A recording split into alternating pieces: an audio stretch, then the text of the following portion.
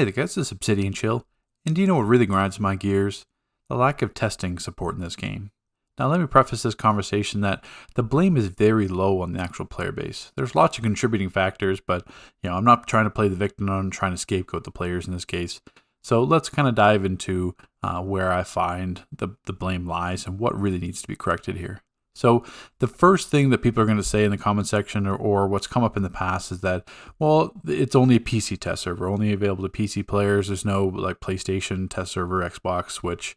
And the answer to there actually is an answer to that. The test server cannot work for anything beyond PC because if Sony, Microsoft, and Nintendo they basically have to go through an approval process to be able to launch content. That's why everything's so delayed on the Switch, because they miss windows in terms of pushing the content to go through the entire approval process, which doesn't work for testing because if there's constant updates to the game or constant changes that they made, the developers can bring down the PC test server anytime they want. They can push a hotfix, every hour if they wanted to. And that's impossible to do on Sony, Microsoft, and Nintendo. It has nothing really to do with the actual console itself. It's just I'm sure there's little factors that may contribute to that, but that's the main one. They'd have to go through Sony, Microsoft, but basically all the other partners to go through approval just to get a hotfix patch, which isn't going to work with how often they update test. So that's barrier number one. And the test server on DCUO line in general can run pretty much on like a potato computer. This game is from 2010. I mean, there's no optimized graphics or anything like that. I've seen players, run DC on $200-$300 laptops. DC is a game that's based more on your internet connection than it is your actual player base. The ping that you have in DC has much more impact than what your graphics card is or what your computer runs at. So really, as long as you have any kind of access to a PC or an older laptop, you can launch the test server. It may be a little bit laggy, but you can still run the content. So where is the actual issues and where they lie? So one of the biggest issues is the entry. This is more affects the player base than anything else, but it's the entry barrier to test server. Like I mentioned, you have to have a PC, but that's not a huge entry barrier. I understand that. You shouldn't have to go out and buy $200-$300 laptop just to be able to run DC. But the actual, once you have that, or if you're a PC player, it's a very long setup time for your account. So it's basically still launching your character. Your character goes in the test server. You can skip to CR 100. Then you have to buy all the CR packs. Then you have to level up all your artifacts. Then you have to level up all your allies. You start with 350, somewhere between 350 and 450 skill points.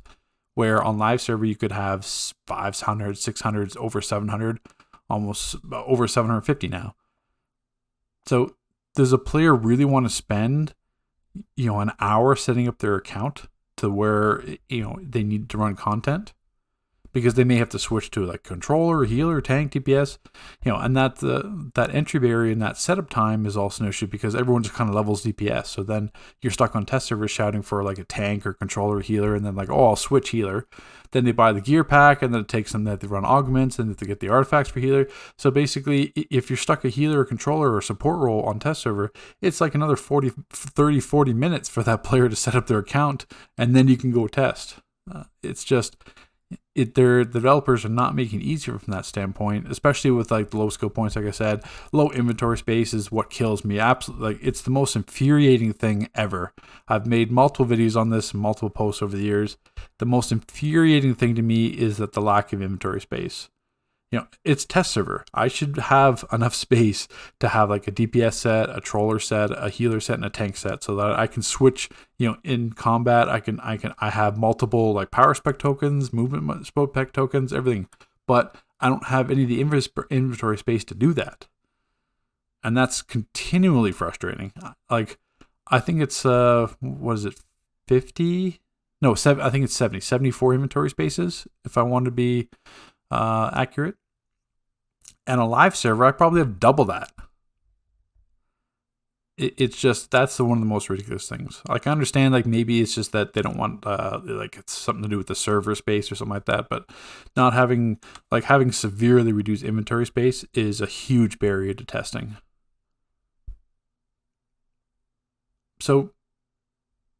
kind of jumping on to where the blame does lie, or where I feel the blame does lie a bit in the player base, before we get into touch on all the issues with the developers and DC itself on test server. But where I do feel the blame does lie is that when test server launches with an update, you have a large influx of players in the first few days. Like if you watch my live stream of episode 44, the test server is really busy. Like the server chats going off. There's tons of groups running, tons of shouts for groups. And then they basically run out the content the first couple of days or that weekend, because usually test launches on like a Friday or before a weekend. But then after that weekend, it's a ghost town. So basically the cycle is that we would all run content, we'd provide our feedback. We'd go to the forums, provide our feedback for the solo, alerts, everything, the artifacts, whatever's out. And then the developers, based on our feedback, will push changes. But then the issue is that then when the changes are live on test server, there's no one to run them. So really, most of the feedback gets done in the first couple of days. And after that, there is no feedback. I mean, that's why, especially this DLC, you guys didn't see me publish any raid videos after that live stream, because I couldn't find the groups. Now, I'm sure there could be like a time zone difference, because I'm logging, in the evenings, anywhere between like 4 and midnight Eastern. It basically is my time on test server. So if there's European players during the day, I'm not in those groups because I'm at work. But you just run into a huge issue that when the changes, especially to Elite or especially lots of fine tuning, when it goes on test server, there's no groups to rerun it. And that's where it's led to tons of issues in raids, survival mode, everything. Is that no players want to log back on and retest things, and I do find the blame on player base there.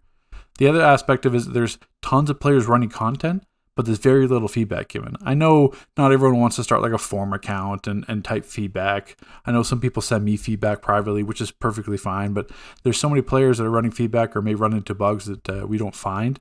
And that's really an issue, is that they're not giving any feedback at all. They're running it basically just to kind of get used to the mechanics and everything else, or try to figure out Elite first.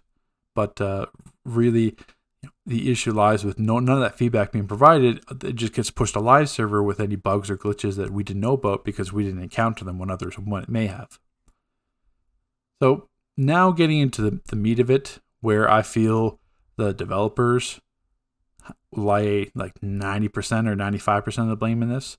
So a lot of it is that I have very little to no faith in the QC team or the testing team, a part of like the internal testing team in DC. Like I've been testing on this game since 2012, I want to say, since DLC 3, because that's when they brought the test server back, and basically ran into the issue where, it was the after DLC, because DLC 3 was the issue because if you remember when Gates of Tartarus launched, the eye golems wouldn't actually charge the door with the rock to break it. So the raid broke in the first like 2 minutes. And like if any developer ran that raid, they would see that it bugged. But there was no public test server back then. So that's what actually led them to bring it back, because that was just a bug that was like the first week, it was impossible to even do Gates of Tartarus. So I've had a mountain of experience in testing, and I have a mountain of experience of examples where the QC team or the testing group that ran internally with DC are completely, subpar, have no idea what they're doing basically, or basically no evidence that there was any internal testing done with how buggy stuff has been released, or to the point where it's not even working. So maybe they're doing other things, but they're certainly not running content. So the issue there is that the developers are placing a giant workload on the player base. They are really expecting us to do a lot of the testing, and that's why, unfortunately, a lot of things get live tested, which leads to bugs or glitches or raids being turned off. Like, how many times have we have a DLC launch where they have to turn off a raid because something was being broken? Which is completely unacceptable, but that's just what happens. And to tie into that, there's a very slow response. Like when we provide feedback on the forums, there's a lot of times where we don't get any feedback in return, or basically any responses from the developers. So it leaves us basically in limbo. Like a prime example of that is this DLC with episode 44. We still have no idea, or I still have no idea, if the Elite Jewelry is going to be included. I guess we're going to find out later today, because this video will be uploaded during the launch day. So you guys listening to this during the 8-hour downtime. but it's going to be a surprise. We have no idea. So you could turn on the vendor and go to it, and there may be elite jewelry, there may not be, because we have no idea. We've asked since October 15th. So October 15th to October 26th, there's been multiple people have asked what's going on with the elite jewelry, and there's been zero response from the developer. Which, if we're trying to test here, this is the testing feedback for the episode, and we're not getting any responses. Some developers are much better. Like Romaro is great for that. Like Jack Frost is great for. Jack Frost is great for that. Quitoxic is really good for that. So there are some developers that are really responsive with their feedback on the testing forum. So it's not all developers. It's just that some, which lead to much greater issues. So what happens, or what ends up happening, is that testers like myself, we get blamed or scapegoated when bugs or mechanics don't work on tests. Like when something doesn't work on tests or pushes or like something breaking the raid or there's glitches, like, oh, how didn't you catch this Obsidian? This is Obsidian's fault. Like, the whole SM stuff with testing, it's like all Obsidian's gatekeeping or Obsidian's trying to make Elite too hard or Elite Plus too hard, or why Elite Plus was so overtuned when Elite launched. It's Obsidian's fault. So it's like,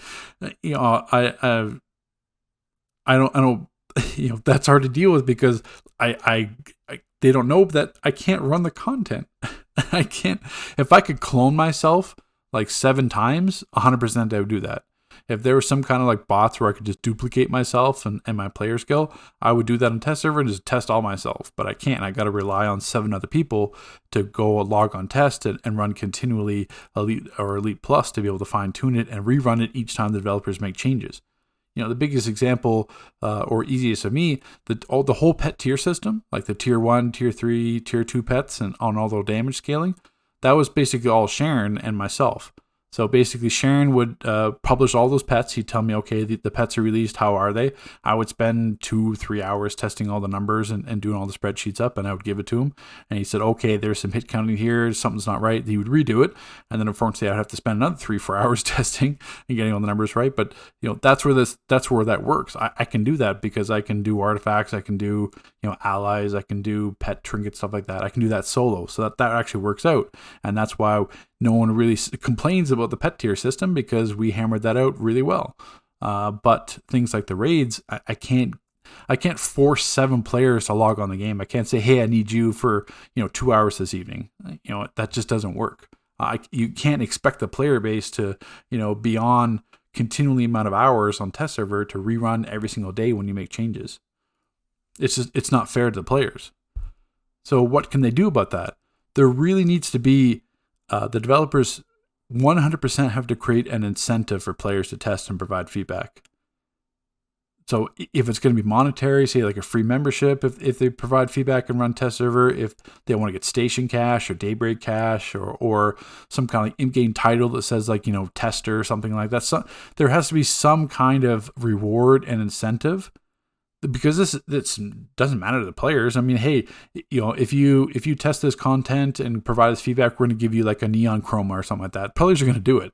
There are going to be some complaints where it's like, oh, it's only available to PC players, but at the same time, like I said, you can get a laptop, you can get a PC to run test server, but those players or those complaints should be minimal, because at the same time, it's helping the game. The more testers we have, the more feedback we have, means less live testing, and that when episodes come out, they're actually working as intended. So that's what needs to happen. Unfortunately, there's been examples in the past where that was promised. Like, I'm sure if Crappy Heels and Kuro and a few other players are still listening to this channel, they know that sometimes it could be empty promises, because back during Stats Revamp, it was a small testing team. It was like maybe 10 of us. And we went through the majority of the testing. So back during Stats 3, it wasn't content, it was actually power sets. So like Crappy Heels would spend like, 5-6 hours doing every single supercharge and getting the damage values for every single supercharge in the entire game posted to the developers, and then they would make changes, and then he'd have to redo everything. Same thing with the power set, like parsing. So like me and Kuro would do tons of parsing for like hard light munitions, everything else. Say, okay, these are way low, these are too low, the devs would buff them, etc. And that was like a back and forth. The Stats Revamp was like over like, I think 6-7 months, something like that. And at the time we were promised basically, I think it was like a little some like a trinket or like a testing title, something like that, or some kind of like in-game reward. Like we weren't doing it for the rewards, we were doing it just for actually to help the game. But at the same time, it's nice to at least get something for all the work you put in the game. I'm not trying to like out myself to try to get some kind of extra reward or something like that. You don't have to. I test because I want the betterment of the game, and also I can make some content out of it for YouTube. So that's why I do testing and all that I do. Because I know that not everyone's going to do it or want to do it or put the time into it, so I don't mind doing it. But I mean, at the same time, there's plenty of players that are going to want some kind of incentive or reward to be able to test, which I'm completely fine with. If they had some kind of program like that where you could sign up on the forums to be a tester, and if you were part of that group that you were selected, then you got like a stipend of 1,000, 2,000 Daybreak cash a month, or a stipend of like 1,000 during like when it was DLC episodes are on test. Every week you'd get like a stipend of 1,000 station cash, something like that. That's meaning that all those type of rewards are meaningless to the developers. They can just easily do that, but I think it would go a long way to actually correcting this issue with the player base, because then we actually have players that want to test because they'd have to get a reward out of it. And that's what you have to do in this world today, is people need compensation for their time, which is completely and 100% reasonable, because you have to, like I said, it's not just running 1 or 2 raids on test. It's basically, okay, ran 1 or 2 raids, provide feedback. Okay, they do a change tomorrow, rerun them. Then they do another change, rerun them. So it's a whole cycle of like 5 or 6 times you're gonna have to do this throughout like the 2 weeks that the episodes are on test server. But that's what's missing at this moment, is just the actual players, the population to actually run tests. So unfortunately, with this episode 44, Sins of Black Adam, I have not tested the elite raids. I've gone through them a couple times, but like nowhere near like enough to provide feedback. So I have no idea how like Rock of Eternity or Neuron's Underworld is going to work. Elite Plus is not on test server, and I'm sure that I might get a couple runs of Elite Plus to see if it's tuned. But like I said, then you're asking players to log on test server after the fact, because Elite Plus never launches at the same time. So I really have no idea how a lot of the content is going to be in this episode. And the Heart of Isis artifact I got to redo tomorrow. So Heart of Isis had a huge update on the 25th. So now I have to redo all my testing to show you guys. So I wanted you guys to kind of have a look behind the curtain, and that's why I have this commentary about this, because there's a lot that goes into testing that players aren't aware of, or are hardships and things that need to change. So take care, guys. Enjoy the episode today, and we'll see you in the next video.